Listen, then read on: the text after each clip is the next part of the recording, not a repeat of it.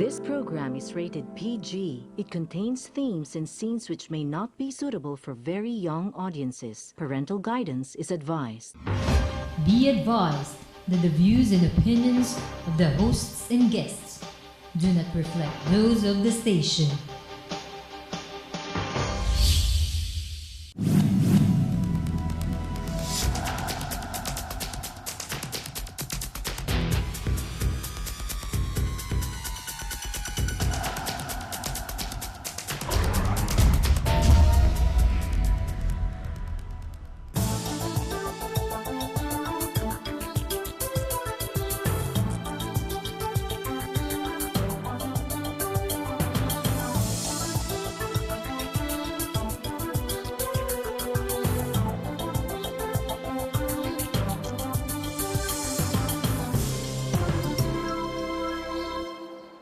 For the thousands of regular watchers on the internet, on YouTube, and of course on our regular broadcast here on GNN, the past month, you have of course been able to know that we have had 2 episodes debating the issue of the anti-drugs war of President Rodrigo Duterte. And I think the names of Lito David versus Vince Cifra has become familiar to many. And the YouTube episodes have invited a lot of commentaries.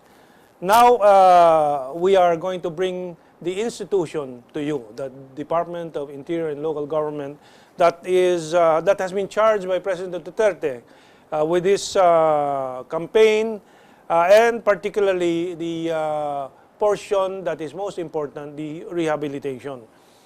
Of course, it is the view of many that the anti-drugs campaign of the Duterte government has been achieving many successes or victories. And in this first portion of ours for this episode, we have the Assistant Secretary for Plans and Programs of the DILG, a former broadcaster himself, a paralegal practitioner and volunteer, Professor Epimaco Verano, V is for Verano, Densing, to guide us along the successes as well as the plans and programs of the DILG along this line. The second part of our discussion will be on the rehabilitation centers, which is a critical part of this program of President Duterte.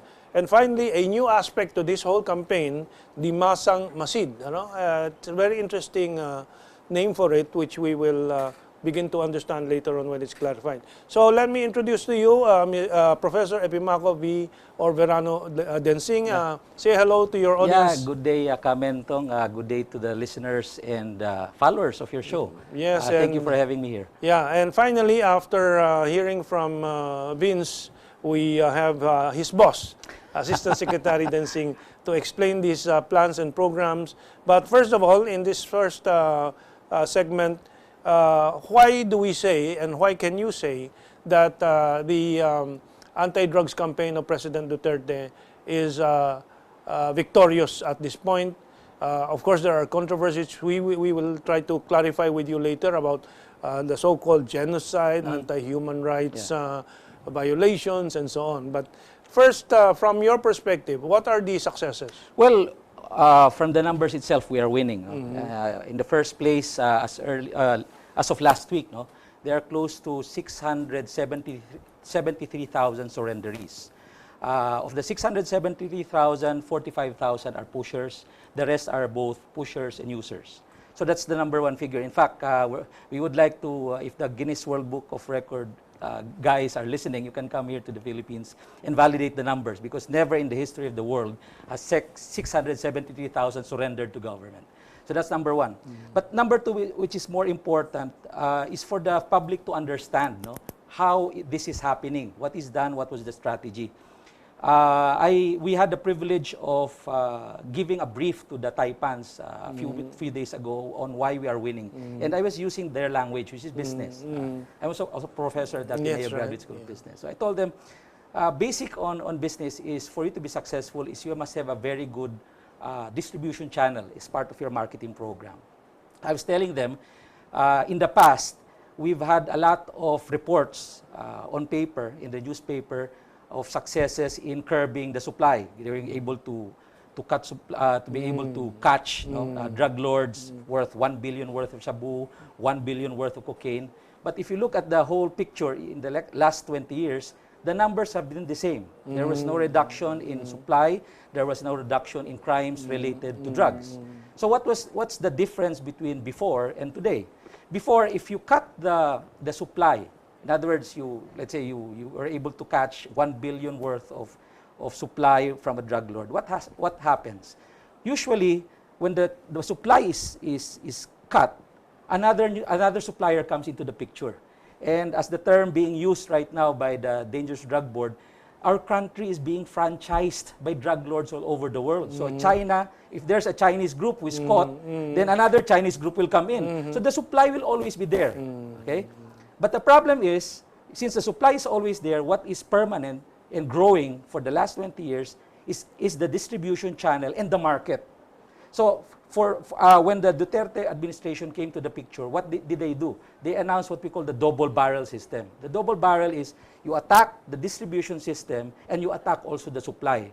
We are now very successful in the curbing of the distribution channel. As I mentioned a while ago, in terms of market, there's at least 700,000 who will not be using drugs, at least for the next few months. Yeah. Well, one of the distinct term that President Duterte uses is his use of the term apparatus of the drugs networks. Correct.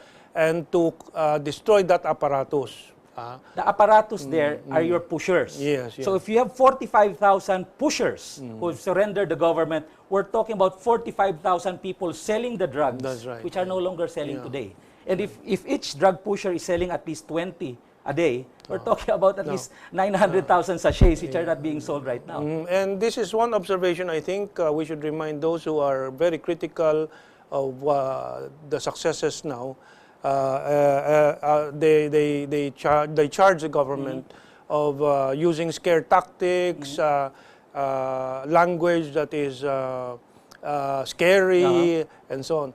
But I may think, and I want your opinion on this, that part of the reason why 45,000 drug pushers turned themselves in was because they got scared by the language of the president. Because part of a marketing campaign in attacking the drug menace is really to be hyperbolic about it. So, but the president was very clear. It's just the media is not giving the public a better picture about what he's saying. For instance, the media is saying the president wants you to kill the pusher or the user. No, the president said, kill the pusher if they fight back. So that's the complete sentence. And that's within the framework of the protocols. So that is very important to repeat. There is a continuation to kill the pusher who fights back. Yes, because the president is clear about the issues of human rights. He's very clear that no person should die. I read these headlines in some of the internet media and so on. Bato, the police chief, saying, burn down the houses of the drug pushers. Maybe there's a second part there. I don't know. That was not reported. Well, anyway, he already apologized. Sometimes, really? if your emotions, you get carried by your emotions, you say something because you get frustrated. They've been doing their job, yet there's continuous attack on their person, that they're doing this beyond the protocols of police operation. Well, I'll be a bit more flexible on that, well, if there is some excess in the language, it still served a good purpose. That if it scared 45,000 drug pushers to come out, you know. In other words, we are in an extreme situation. It also needs extreme programs to be able to cut that very unusual situation. And again, had not this administration focused its attention on the drug menace, just think about the 700,000 who did not surrender. Each one of them could have committed a crime. So we're talking about 700,000 people committing crimes simultaneously. Yes. And, well, what is very clear is 45,000 of them are pushers. Correct. So they were already committing crimes. Correct. So that's already it's a given. taken out of the apparatus. And what would be left maybe 10%? We don't know. Do we have figures on that? Well, the figure is that there's I think 3.7 million users per estimates of our PIDEA, no? But we still anticipate there are still pushers there, but they're now dwindling. Some of them, from what we heard, have stopped selling in the meantime because they're scared. Again, because of the scare tactics. I mean, it's really not telling people to kill them, no? It's telling people you will be caught, and if you fight back, you will be killed. Okay, good. Those are important reminders to our audience on why such a style has produced this dramatic result. And it's within the framework of human rights. Again, we'll discuss it later. Yeah. It's within the framework of human rights. Yeah. Okay. One of the successes also is how the Duterte government has elicited the support of even foreign governments to support this campaign. Of course, the Chinese ambassador and the Chinese government it's been in the papers that they're extending support, intelligence support, and logistical support. Well, China has to support because based on our intelligence reports, the bulk of our supply is now coming from China. It's China, Hong Kong, Taiwan. That's right. And the Mexican group is slowly coming into the picture. Again, they're trying to franchise our country to be the next demand of cocaine. No? They're putting in cocaine rather than the Shabu side. Okay. I understand, of course, the raw materials from China and Hong Kong and Taiwan. But the laboratories, that's why there are many laboratories that are caught here. It is in the Philippines that this is converted into the drugs. And this is the key there is really the laboratories. You know, if you have the raw materials outside, if you curb the laboratories, which is part of the distribution system, then we're talking about raw materials not being converted into shabu, which is being sold into the market. So that's very critical. And that's why the importance of the local governments come in. And this is why we're monitoring local chief executives, barangay officials, because since they are on the ground, it's possible the people upstairs will not be able to see it. And this is, that's why we have a program to attack You that. brought out the barangay officials, and is this appointment of the barangay OICs instead of the election part of the program? Is this part of the anti-drugs program also? No, it came out of the picture, but this is my personal opinion. As early as prior to the elections, we really wanted barangay officials to be appointed instead to be elected. Yeah, actually, I've long advocated that Thailand and many other ASEAN countries still appoint the lowest level of public officials. No? Primarily because if you politicize the lowest form of government, which is in our case the barangay, that's right, they will always be used by politicians that's at the right. higher level. That's right. So if you take away the politics there and you just appoint them from the highest, there are three things that can achieve. You get to appoint barangay officials who are qualified, you depoliticize the barangay system, and more importantly, you can use these people to be able to promote the programs of government. Yeah. So far, I have not heard protests saying that this is dictatorial, authoritarian, and so on. So far, what is for the those reason? who are the believers of genuine change, you don't you don't hear those words. Okay, let's move faster because we have other concerns in this portion. The opposition to this anti-drugs campaign of President Duterte has been charging that there are a lot of violations of human rights. EJK, I thought this was an initial of some person, no? But it turns out to be extrajudicial killings. Edward Kennedy. And what are your reactions to this? Well, again, just a background. No? I've been trained by the task force detainees in the Philippines during my college years. And the only reason why I'm not a member of TFDP, because to be a member, you have to be in jail at least for 1 day. So I was doing a lot of rally, but they never really put me into jail. So I can never be a member. Well, let's look at it in the perspective of technicalities. First, the local definition of EJK does not fit what is happening right now. Because according to Administrative Order 35, which was issued by the Department of Justice, signed by Laila De Lima herself, no, Senator De Lima, it says there that extra-legal killings or extrajudicial killings are those when the victim is a media person, a person is from the cause-oriented group, a person is an environmentalist, or a person who was killed because of wrong identification. Obviously, in our current situation, does not fall within the local definition of EJK.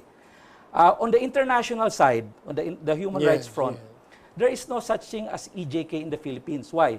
Because when we talk about judicial killing, it means it's a court-sanctioned killing. In other words, the presumption is the country has a death penalty because it's the court who orders the person to be killed. Okay. So when we say extrajudicial killing, it's killing outside of the court's jurisdiction. So in this case, since the Philippines has no EJK, then there's no extrajudicial killing in the perspective of international definition. Now, the issue here is there now a violation of human rights? Okay.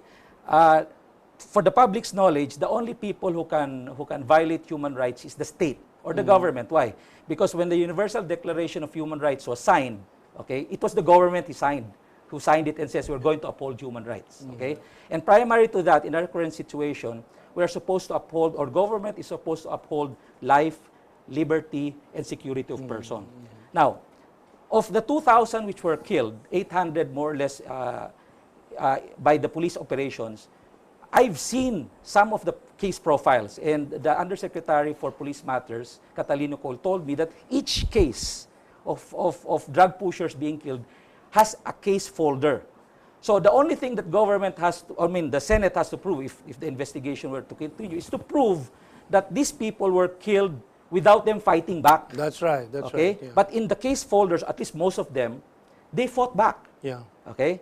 Second, if ever they did not fight back, what had happened, which was one of the cases right now in Pasay,